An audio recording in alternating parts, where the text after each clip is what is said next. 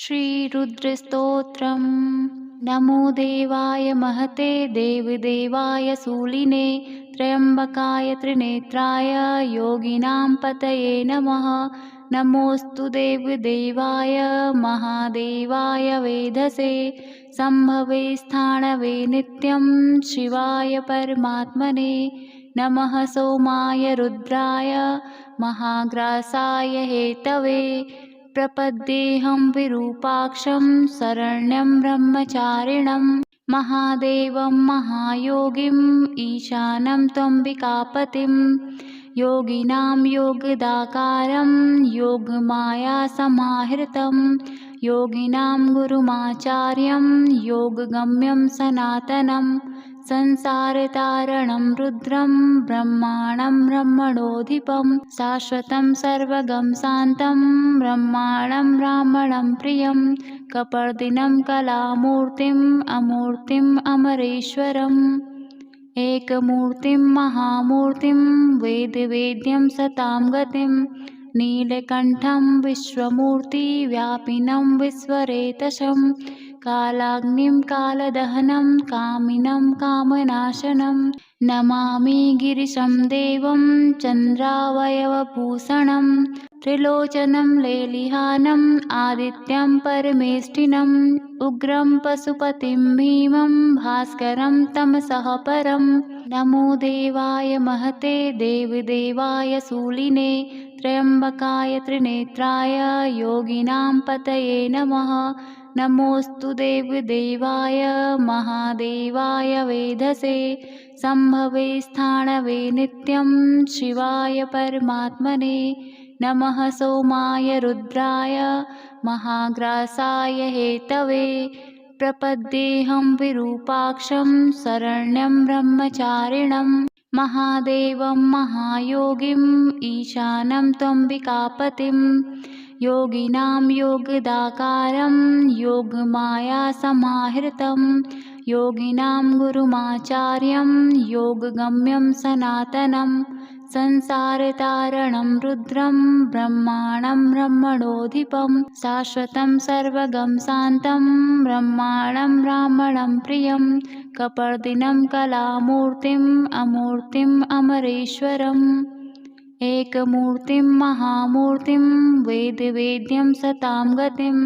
नीलकण्ठं विश्वमूर्तिव्यापिनं विश्वरेतसं कालाग्निं कालदहनं कामिनं कामनाशनं नमामि गिरिशं देवं चन्द्रावयवभूषणं त्रिलोचनं लेलिहानम् आदित्यं परमेष्ठिनम् उग्रं पशुपतिं भीमं भास्करं तमसः परं। नमो देवाय महते देवदेवाय शूलिने त्र्यम्बकाय त्रिनेत्राय योगिनां पतये नमः। नमोऽस्तु देवदेवाय महादेवाय वेधसे सम्भवे स्थाणवे नित्यं शिवाय परमात्मने। नमः सोमाय रुद्राय महाग्रासाय हेतवे प्रपद्येऽहं विरूपाक्षं शरण्यं ब्रह्मचारिणं महादेवं महायोगिम् ईशानं त्वम्बिकापतिं योगिनां योगदाकारं योगमायासमाहृतं योगिनां गुरुमाचार्यं योगगम्यं सनातनं संसारतारणं रुद्रं ब्रह्माणं ब्रह्मणोऽधिपं शाश्वतं सर्वगं शान्तं ब्रह्माणं ब्राह्मणं प्रियं कपर्दिनं कलामूर्तिम् अमूर्तिम् अमरेश्वरम् एकमूर्तिं महामूर्तिं वेदवेद्यं सतां गतिं नीलकण्ठं विश्वमूर्तिव्यापिनं विश्वरेतसं कालाग्निं कालदहनं कामिनं कामनाशनं नमामि गिरिशं देवं चन्द्रावयवभूषणं त्रिलोचनं लेलिहानम् आदित्यं परमेष्ठिनम् उग्रं पशुपतिं भीमं भास्करं तमसः परं। नमो देवाय महते देवदेवाय शूलिने त्र्यम्बकाय त्रिनेत्राय योगिनां पतये नमः। नमोऽस्तु देवदेवाय महादेवाय वेधसे सम्भवे स्थाणवे नित्यं शिवाय परमात्मने नमः सोमाय रुद्राय महाग्रासाय हेतवे प्रपद्येऽहं विरूपाक्षं शरण्यं ब्रह्मचारिणं महादेवं महायोगिम् ईशानं त्वम्बिकापतिं योगिनां योगदाकारं योगमायासमाहृतं योगिनां गुरुमाचार्यं योगगम्यं सनातनं संसारतारणं रुद्रं ब्रह्माणं ब्रह्मणोऽधिपं शाश्वतं सर्वगं शान्तं ब्रह्माणं ब्राह्मणं प्रियं कपर्दिनं कलामूर्तिम् अमूर्तिम् अमरेश्वरम् एकमूर्तिं महामूर्तिं वेदवेद्यं सतां गतिं नीलकण्ठं विश्वमूर्तिव्यापिनं विश्वरेतसं कालाग्निं कालदहनं कामिनं कामनाशनं नमामि गिरिशं देवं चन्द्रावयवभूषणं त्रिलोचनं लेलिहानम् आदित्यं परमेष्ठिनम् उग्रं पशुपतिं भीमं भास्करं तमसः परं नमो देवाय महते देवदेवाय शूलिने त्र्यम्बकाय त्रिनेत्राय योगिनां पतये नमः नमोऽस्तु देवदेवाय महादेवाय वेधसे सम्भवे स्थाणवे नित्यं शिवाय परमात्मने नमः सोमाय रुद्राय महाग्रासाय हेतवे प्रपद्येऽहं विरूपाक्षं शरण्यं ब्रह्मचारिणं महादेवं महायोगिम् ईशानं त्वम्बिकापतिं योगिनां योगदाकारं योगमायासमाहृतं योगिनां गुरुमाचार्यं योगगम्यं सनातनं संसारतारणं रुद्रं ब्रह्माणं ब्रह्मणोऽधिपं शाश्वतं सर्वगं शान्तं ब्रह्माणं ब्राह्मणं प्रियं कपर्दिनं कलामूर्तिम् अमूर्तिम् अमरेश्वरम् एकमूर्तिं महामूर्तिं वेदवेद्यं सतां गतिं नीलकण्ठं विश्वमूर्तिव्यापिनं विश्वरेतसं कालाग्निं कालदहनं कामिनं कामनाशनं नमामि गिरिशं देवं चन्द्रावयवभूषणं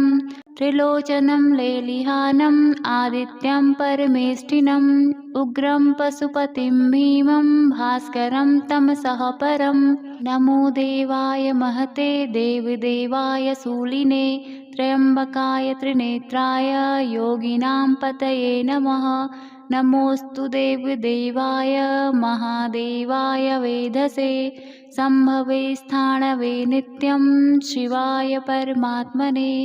नमः सोमाय रुद्राय महाग्रासाय हेतवे प्रपद्येऽहं विरूपाक्षं शरण्यं ब्रह्मचारिणं महादेवं महायोगिम् ईशानं त्वम्बिकापतिं योगिनां योगदाकारं योगमायासमाहृतं योगिनां गुरुमाचार्यं योगगम्यं सनातनं संसारतारणं रुद्रं ब्रह्माणं ब्रह्मणोऽधिपं शाश्वतं सर्वगं शान्तं ब्रह्माणं ब्राह्मणं प्रियं कपर्दिनं कलामूर्तिम् अमूर्तिम् अमरेश्वरम् एकमूर्तिं महामूर्तिं वेदवेद्यं सतां गतिं नीलकण्ठं विश्वमूर्तिव्यापिनं विश्वरेतसं कालाग्निं कालदहनं कामिनं कामनाशनं नमामि गिरिशं देवं चन्द्रावयवभूषणं त्रिलोचनं लेलिहानम् आदित्यं परमेष्ठिनम् उग्रं पशुपतिं भीमं भास्करं तमसः परं नमो देवाय महते देवदेवाय शूलिने त्र्यम्बकाय त्रिनेत्राय योगिनां पतये नमः नमोऽस्तु देवदेवाय महादेवाय वेधसे सम्भवे स्थाणवे नित्यं शिवाय परमात्मने नमः सोमाय रुद्राय महाग्रासाय हेतवे प्रपद्येऽहं विरूपाक्षं शरण्यं ब्रह्मचारिणं महादेवं महायोगिम् ईशानं त्वम्बिकापतिं योगिनां योगदाकारं योगमायासमाहृतं योगिनां गुरुमाचार्यं योगगम्यं सनातनं संसारतारणं रुद्रं ब्रह्माणं ब्रह्मणोऽधिपं शाश्वतं सर्वगं शान्तं ब्रह्माणं ब्राह्मणं प्रियं कपर्दिनं कलामूर्तिम् अमूर्तिम् अमरेश्वरम् एकमूर्तिं महामूर्तिं वेदवेद्यं सतां गतिं नीलकण्ठं विश्वमूर्तिव्यापिनं विश्वरेतसं कालाग्निं कालदहनं कामिनं कामनाशनं नमामि गिरिशं देवं चन्द्रावयवभूषणं त्रिलोचनं लेलिहानम् आदित्यं परमेष्ठिनम् उग्रं पशुपतिं भीमं भास्करं तमसः परं नमो देवाय महते देवदेवाय शूलिने त्र्यम्बकाय त्रिनेत्राय योगिनां पतये नमः नमोऽस्तु देवदेवाय महादेवाय वेधसे सम्भवे स्थाणवे नित्यं शिवाय परमात्मने नमः सोमाय रुद्राय महाग्रासाय हेतवे प्रपद्येऽहं विरूपाक्षं शरण्यं ब्रह्मचारिणं महादेवं महायोगिम् ईशानं त्वम्बिकापतिं योगिनां योगदाकारं योगमायासमाहृतं योगिनां गुरुमाचार्यं योगगम्यं सनातनं संसारतारणं रुद्रं ब्रह्माणं ब्रह्मणोऽधिपं शाश्वतं सर्वगं शान्तं ब्रह्माणं ब्राह्मणं प्रियं कपर्दिनं कलामूर्तिम् अमूर्तिम् अमरेश्वरम् एकमूर्तिं महामूर्तिं वेदवेद्यं सतां गतिं नीलकण्ठं विश्वमूर्तिव्यापिनं विश्वरेतसं कालाग्निं कालदहनं कामिनं कामनाशनं नमामि गिरिशं देवं चन्द्रावयवभूषणं त्रिलोचनं लेलिहानम् आदित्यं परमेष्ठिनम् उग्रं पशुपतिं भीमं भास्करं तमसः परं नमो देवाय महते देवदेवाय शूलिने त्र्यम्बकाय त्रिनेत्राय योगिनां पतये नमः नमोऽस्तु देवदेवाय महादेवाय वेधसे सम्भवे स्थाणवे नित्यं शिवाय परमात्मने नमः सोमाय रुद्राय महाग्रासाय हेतवे प्रपद्येऽहं विरूपाक्षं शरण्यं ब्रह्मचारिणं महादेवं महायोगिम् ईशानं त्वम्बिकापतिं योगिनां योगदाकारं योगमायासमाहृतं योगिनां गुरुमाचार्यं योगगम्यं सनातनं संसारतारणं रुद्रं ब्रह्माणं ब्रह्मणोऽधिपं शाश्वतं सर्वगं शान्तं ब्रह्माणं ब्राह्मणं प्रियं कपर्दिनं कलामूर्तिम् अमूर्तिम् अमरेश्वरम् एकमूर्तिं महामूर्तिं वेदवेद्यं सतां गतिं नीलकण्ठं विश्वमूर्तिव्यापिनं विश्वरेतसं कालाग्निं कालदहनं कामिनं कामनाशनं नमामि गिरिशं देवं चन्द्रावयवभूषणं त्रिलोचनं लेलिहानम् आदित्यं परमेष्ठिनम् उग्रं पशुपतिं भीमं भास्करं तमसः परं नमो देवाय महते देवदेवाय शूलिने त्र्यम्बकाय त्रिनेत्राय योगिनां पतये नमः नमोऽस्तु देवदेवाय महादेवाय वेधसे सम्भवे स्थाणवे नित्यं शिवाय परमात्मने नमः सोमाय रुद्राय महाग्रासाय हेतवे प्रपद्येऽहं विरूपाक्षं शरण्यं ब्रह्मचारिणं महादेवं महायोगिम् ईशानं त्वम्बिकापतिं योगिनां योगदाकारं योगमायासमाहृतं योगिनां गुरुमाचार्यं योगगम्यं सनातनं संसारतारणं रुद्रं ब्रह्माणं ब्रह्मणोऽधिपं शाश्वतं सर्वगं शान्तं ब्रह्माणं ब्राह्मणं प्रियं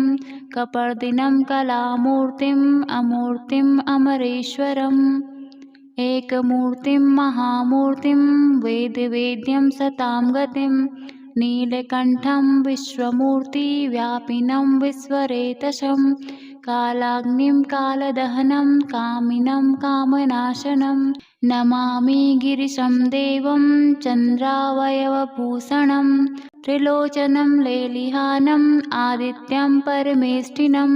उग्रं पशुपतिं भीमं भास्करं तमसः परं नमो देवाय महते देवदेवाय शूलिने त्र्यम्बकाय त्रिनेत्राय योगिनां पतये नमः नमोऽस्तु देवदेवाय महादेवाय वेधसे सम्भवे स्थाणवे नित्यं शिवाय परमात्मने नमः सोमाय रुद्राय महाग्रासाय हेतवे प्रपद्येऽहं विरूपाक्षं शरण्यं ब्रह्मचारिणं महादेवं महायोगिम् ईशानं त्वम्बिकापतिं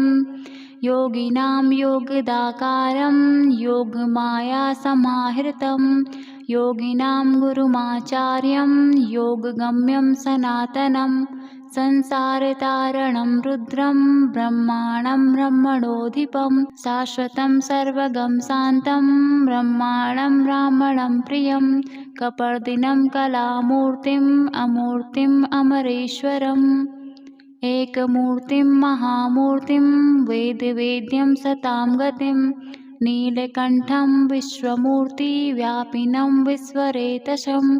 कालाग्निं कालदहनं कामिनं कामनाशनं नमामि गिरिशं देवं चन्द्रावयवभूषणं त्रिलोचनं लेलिहानम् आदित्यं परमेष्ठिनम् उग्रं पशुपतिं भीमं भास्करं तमसः परम् इति श्रीरुद्रस्तोत्रम् सम्पूर्णम्।